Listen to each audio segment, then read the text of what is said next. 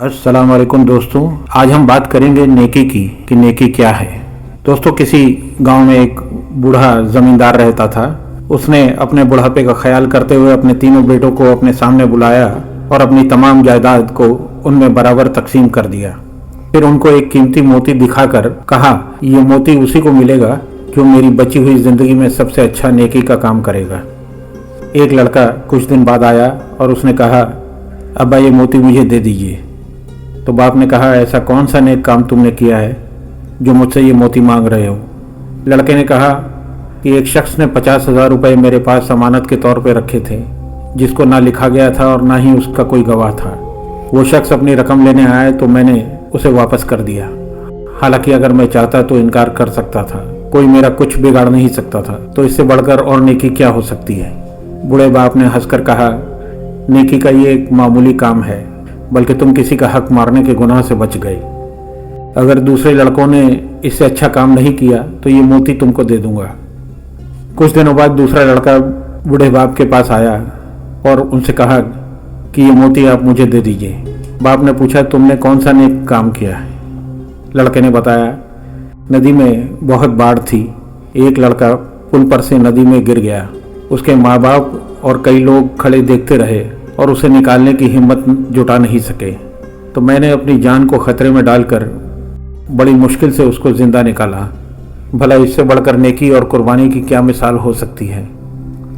बाप ने हंसकर जवाब दिया, हमदर्दी और इंसानियत का ये एक छोटा सा मिसाल है। खैर, अगर तीसरे बेटे ने कोई इससे बेहतर नेकी का काम नहीं किया होगा तो ये मोती मैं तुमको दे दूंगा।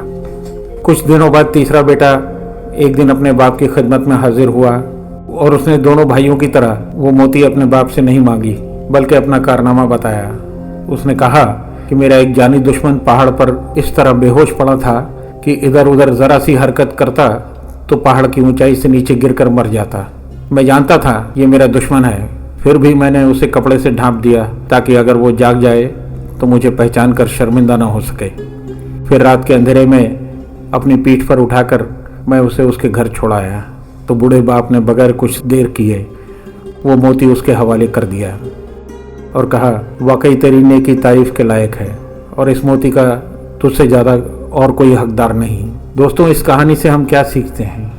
हकीकी नेकी यही है जो दुश्मनों और बुरे लोगों के साथ की जाए, ये जानते हुए कि ये दुश्मन है फिर भी उसकी मदद की जाए, ये जानते हुए कि ये बुरा आदमी है, ये बुरा इंसान है, फिर भी उसका साथ दिया जाए। हमारे नबी पर दुश्मनों ने क्या क्या जुल्म नहीं किया, लेकिन जब फतेह मक्का के दिन जब नबी फौज लेकर मक्का में दाखिल हुए तो दुश्मन डर रहे थे, पता नहीं आज हमारा क्या अंजाम होगा, क्या हश्र होगा। फिर भी नबी ने सबको अमान दी और किसी से बदला नहीं लिया, बल्कि सबको मुआफ़ कर दिया। आमतौर से हमारे रिश्तेदार भी हमारे साथ बुरा करते हैं, लेकिन बदले में हमको उनके साथ ऐसा नहीं करना चाहिए, बल्कि हकीकी नेकी यही है कि अपने साथ बुरा करने वालों को मुश्किल में उनका साथ दें। दोस्तों, अगर ये इन्फॉर्मेशन आपको पसंद आए तो नीचे दिए गए शेयरिंग बटन से शेयर करें। अल्लाह आपका और हमारा हामी व मददगार हो।